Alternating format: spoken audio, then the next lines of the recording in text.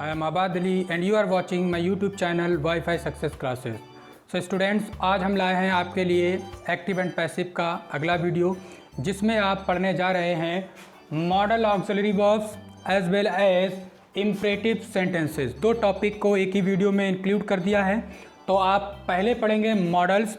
तो सबसे पहले मॉडल्स क्या होते हैं बच्चों? मॉडल्स जो होते हैं टोटल होते हैं 10 मॉडल्स होते हैं, जिनको मैं बारी बारी आपको बताता हूँ, जिसमें से आपको कुछ तो इसी में मिल जाएंगे। Number 1 should, must, can, may, could, might, ought to. 1 2 3 4 5 6 7 और 3 अभी और लिखेंगे। एक होता है विल, एक होता है शैल और एक होता है वुड, जो इसमें एग्जाम्पल में नहीं दिया। क्यों नहीं दिया? क्योंकि ये जो विल, शैल और वुड है, ये आप फ्यूचर इंडेफिनिट के टेंस में अलग से पहले ही पढ़ चुके हैं पिछले वीडियोस में। अगर आपने मेरे एक्टिव पैसिव की अदर वीडियोस ना देखी हों, then go to the playlist and watch those videos. You will find these modal auxiliary verbs in future indefinite tenses. तो आपको फ्यूचर इंडेफिनिट टेंस में ये मॉडल्स मिल जाएंगी। तो फ्यूचर इंडेफिनिट टेंस में इन मॉडल्स को विल, शैल और वुड को मैं करवा चुका हूँ, इसलिए मैंने यहाँ पर नहीं लिखी है। लेकिन फिर भी आप चाहें बड़ा ही ईजिली इनको इसके साथ में समझ सकते हैं, क्योंकि सबसे ज़्यादा ईजी एक्टिव से पैसिव में बदलना इन मॉडल्स को होता है, जो कि टोटल है 10। 7 यहाँ पर दी हुई हैं और 3 वो हैं। अब इसमें करना क्या है आपको? तो इसमें बच्चों आपको सिर्फ और सिर्फ एक काम करना है, वो ये कि जब भी कोई मॉडल्स हो इन 10 में से कोई भी, will, shall, can, could, may, might, would, should, must, ought to, ये सारी 10 हैं।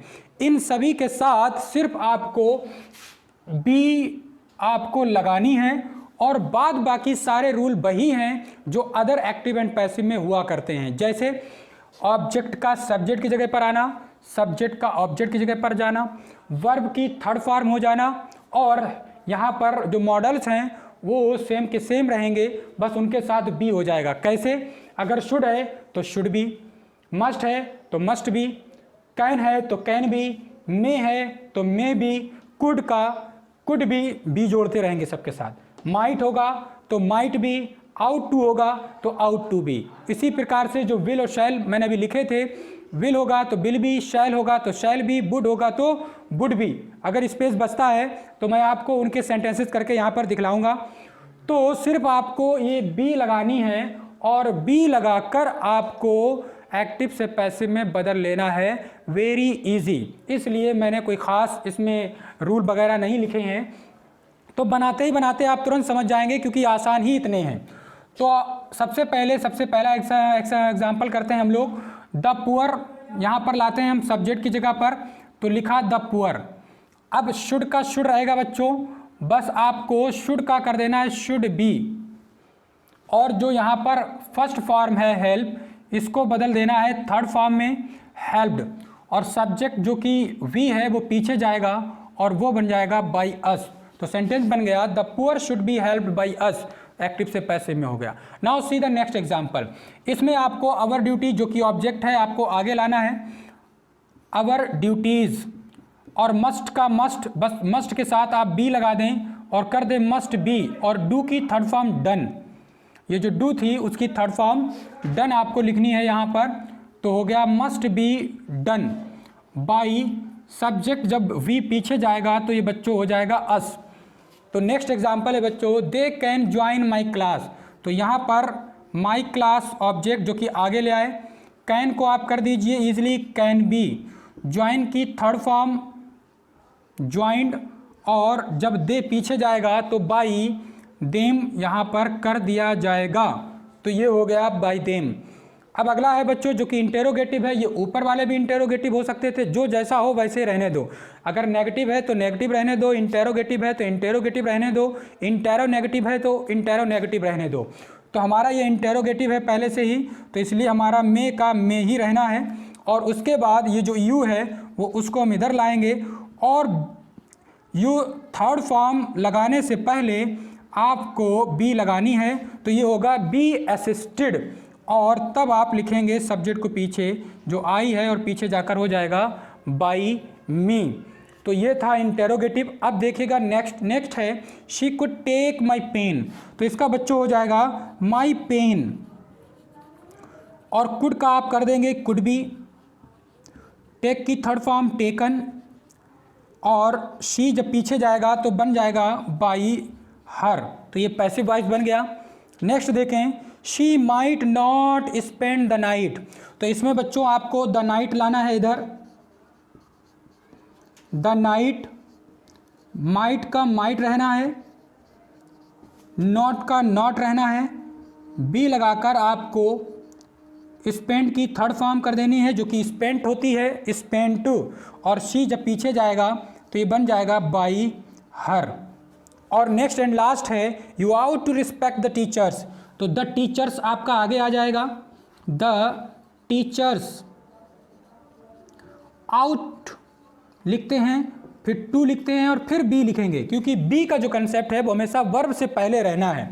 तो ought to be respected, respected, और उसके बाद सब्जेक्ट जब पीछे जाएगा तो ये हो जाएगा यू का यू, क्योंकि यू दोनों ही सिचुएशन में सेम रहता है। तो बच्चों ये थे एक्टिव से पैसिव हो गए। अब अगर हम पैसिव से एक्टिव में बदलना चाहेंगे तो बड़ा सिंपली आपको इस बी को हटाना है और थर्ड को फर्स्ट में बदलना है, और सब्जेक्ट और ऑब्जेक्ट के स्थान वापस एक दूसरे में रिप्लेस कर देना है। इस तरह से आप सभी को आप वापस पैसिव से एक्टिव में बदल सकते हैं, क्योंकि मेरा सिखाने का इरादा ही यही रहता है कि आप एक्टिव से पैसिव और पैसिव से एक्टिव दोनों को ही बदलना सीखें। और साथ ही साथ तीसरी बात ये रहती है कि आपको इसका हिंदी मीनिंग भी पता होना चाहिए, जो मैं आपको बताने जा रहा हूँ। सबसे पहला सेंटेंस है we should help the poor, हमें गरीबों की मदद करनी चाहिए, जिसका पैसिव वॉइस है the poor should be help by us, हमारे द्वारा गरीबों की मदद की जानी चाहिए।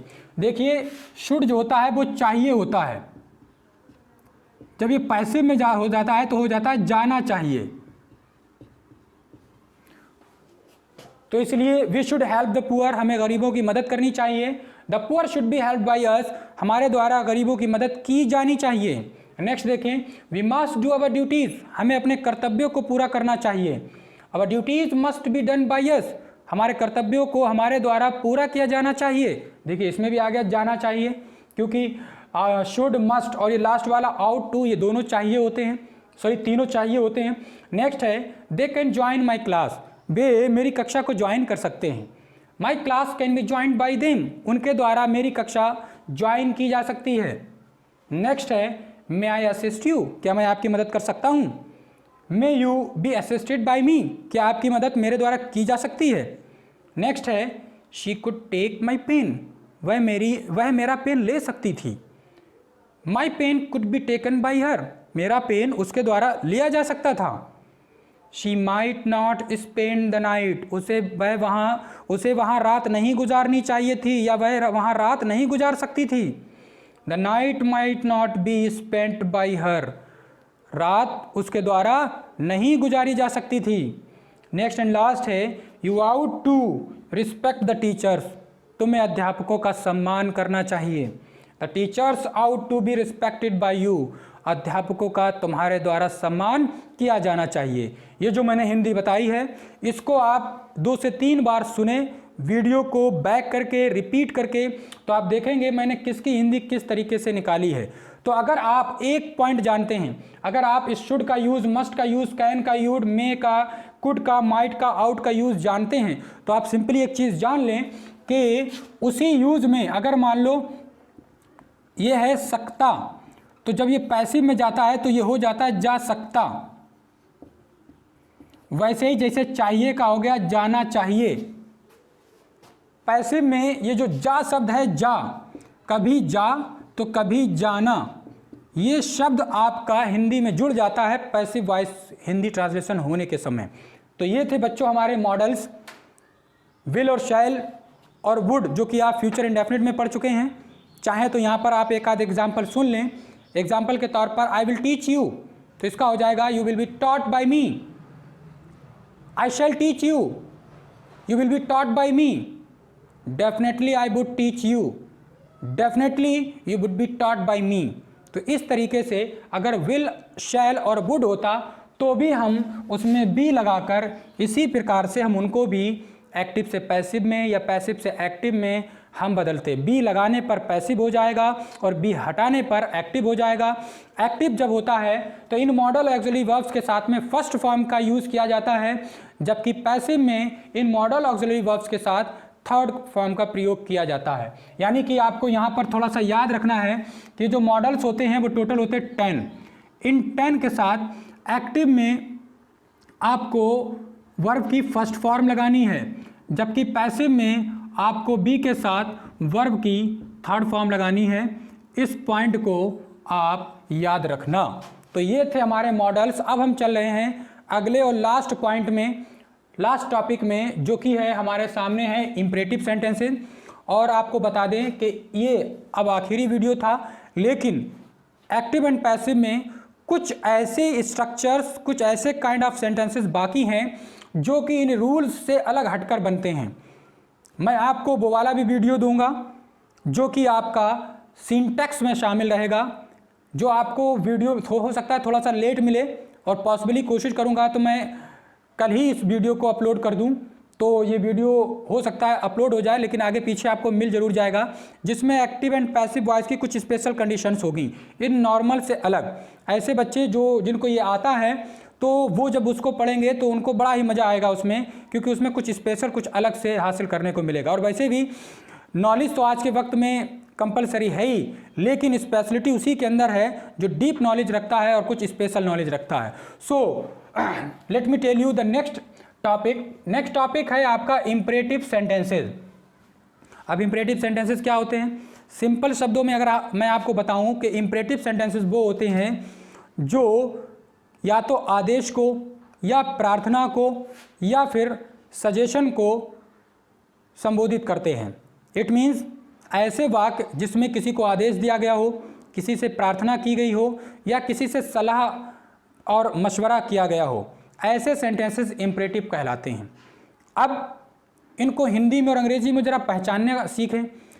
ऐसे सेंटेंस हमेशा अंग्रेजी की वर्ब से स्टार्ट होते हैं। आप देख सकते हैं, क्लोज एक वर्ब है, कॉल एक वर्ब है, डू एक वर्ब है बट हेल्पिंग वर्ब है, डू एक वर्ब है बट एक हेल्पिंग वर्ब है, प्लीज़ एक वर्ब है क्योंकि प्लीज़ का मीन्स होता है खुश करना, लेट एक वर्ब है, काइंडली एक एडवर्ब है बट इसके साथ वर्ब दी हुई है, इस काइंडली को पीछे भी ले जाया जा सकता है। ये जो प्लीज़ और काइंडली है दोनों का एक ही सेंस है, ये दोनों पीछे ले जा सकते हैं, ले जाए जा सकते हैं, बट इनकी जो मेन वर्ब है वो ये है, यानी कि ये पीछे आ सकता है, इसमें ये पीछे आ सकता है, तो इसलिए इसकी मेन वर्ब ये है।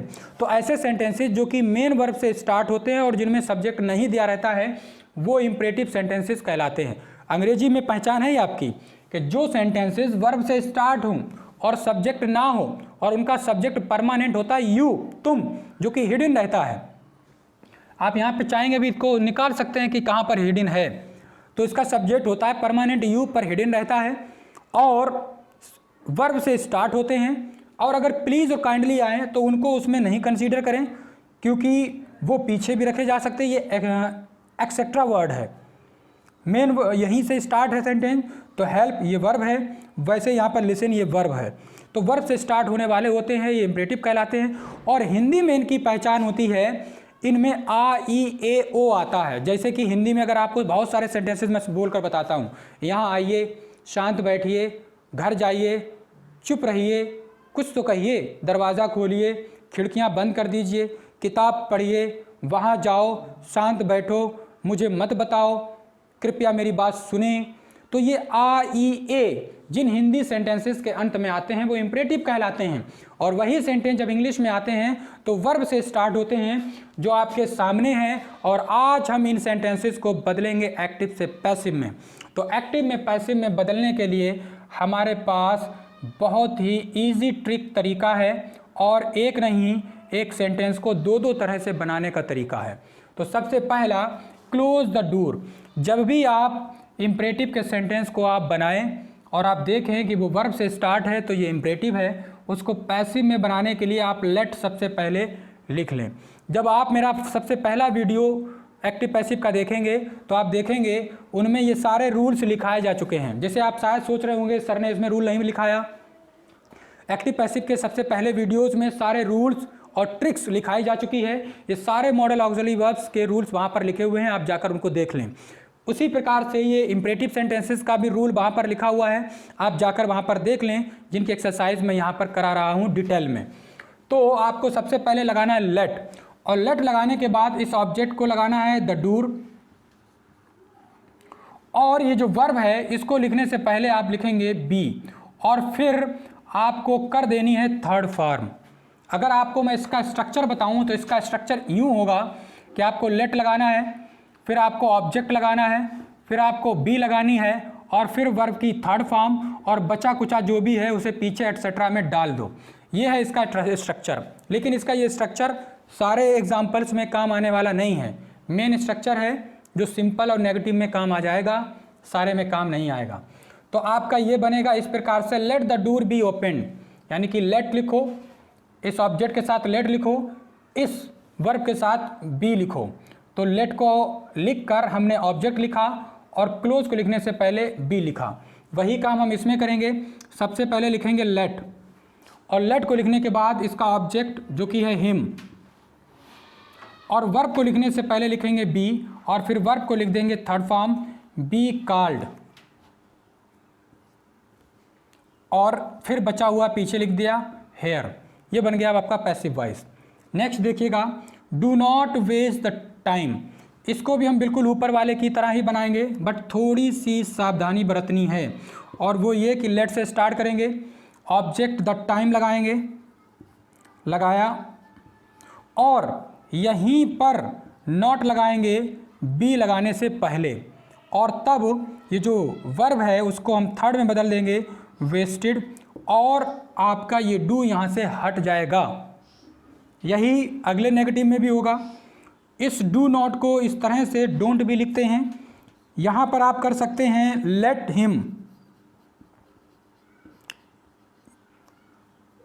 हिम और नॉट के साथ बी, और फिर बी के साथ थर्ड फॉर्म एब्यूज्ड।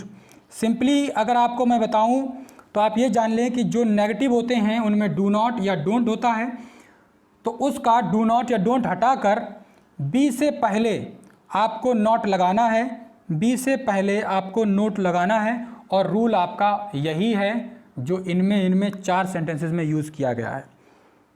अब अगला जो सेंटेंस है वो क्या है, जिसमें प्लीज़ दिया है।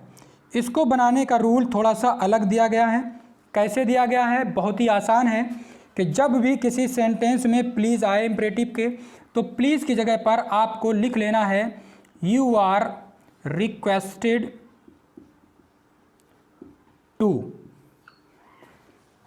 जब आप इसको यहाँ पर प्लीज़ को हटाकर आप लिख देंगे यू आर रिक्वेस्टेड टू, और बचा हुआ जो सेंटेंस होगा आप उसके साथ पीछे जोड़ देंगे, तो ये आपका पैसिव वॉइस बन जाएगा। तो हो जाएगा you are requested to help me. इसमें ये जो स्ट्रक्चर था यूज़ किया था, ये वाला नहीं यूज़ करना है जिसमें प्लीज़ आया हुआ है, और जो प्लीज़ होता है वही काइंडली होता है। तो ये जो नीचे वाला है जिसमें काइंडली दिया है, इसमें भी यही रूल लगेगा। आपको ये प्लीज़ की जगह पर या काइंडली की जगह पर ये यू आर रिक्वेस्टेड टू ही लगाना है। तो इसमें भी आप कर देंगे simply you are requested to listen her, और अंतिम बचा जो कि लेट से है। अब आपको कन्फ्यूज़न होगी, आप कहेंगे कि पैसिव वॉइस बनाने में लेट का यूज़ किया जा रहा था, बट इस सेंटेंस में तो पहले से ही लेट का दिया हुआ है, तो इसमें तो अच्छी बात है, जब दिया है तो हमको लगाना नहीं पड़ेगा, तो कन्फ्यूज़न की बात थोड़ी ना है। It's a good. तो हम लेट पहले से ही दिया तो हम उसको लिखा रहने देंगे, तो अच्छी बात है हमारे लिए कि लेट पहले से ही दिया है। बट आपको क्या करना है, लेट, और ये रहा ऑब्जेक्ट, आपको लिखना है लेट द वर्क, और फिर बी लगाकर इसकी वर्ब को जो कि डू है उसको थर्ड कर देना है, डन। और ये जो हिम जो लेट के साथ दिया है इसको लिए जाएंगे पीछे और लिखेंगे बाय हिम। तो ये था आपका एक्टिव और बना दिए गए पैसिव इम्परेटिव के। अब आपको कुछ स्पेशल स्ट्रक्चर बताऊं कि ये जो सेंटेंसेस हैं ये वाले अफर्मेटिव वाले, ये और भी 2 से 3 तरीके से बनाए जा सकते हैं। कैसे बनाए जा सकते हैं देखिएगा, बताते हैं आपको। आपने सेंटेंस पढ़ा क्लोज द डोर, दरवाज़ा बंद कर दो या बंद करो। अगर आपको इस सेंटेंस को पढ़ने के बाद ये फील होता है कि इसमें ऑर्डर दिया गया है, आदेश दिया गया है, अगर आपको ये फील हो कि इसमें ऑर्डर दिया गया, तो आप यहाँ पर लिख दें यू आर ऑर्डर्ड, और फिर टू लगाकर ये जो सेंटेंस दिया हुआ है उसको लिख दें क्लोज द डोर। ये पैसिव वॉइस बन गया। और अगर आपको इस सेंटेंस में लगे कि इसमें ऑर्डर नहीं दिया गया बल्कि किसी को सलाह दी गई है, परामर्श दिया गया, तो आप इस ऑर्डर्ड की जगह पर परामर्श देना की जो कि होती है एडवाइज्ड या फिर एक और होती है सजेस्टेड लगा दें तो भी ये पैसिव वॉइस बन गया। तो याद रहे कि अगर आपको अफर्मेटिव सेंटेंस आपको लगे कि उसमें ऑर्डर दिया गया है, आदेश दिया गया है, तो यहाँ पर यू आर ऑर्डर्ड और फिर टू के साथ लिख दें। और आपको लगे कि परामर्श दिया गया है तो यू आर एडवाइज्ड, तो एडवाइज्ड के लगाकर टू के साथ लिख दें। ऐसा ही कुछ आप कर सकते हैं इन सेंटेंसेस के साथ जो कि नेगेटिव हैं। नेगेटिव में आप क्या कर सकते हैं, यू आर के साथ फॉरबिडन कर सकते हैं और फिर टू लगाकर बचा हुआ सेंटेंस डू नॉट को हटाकर जो बचता है वेस्ट द टाइम।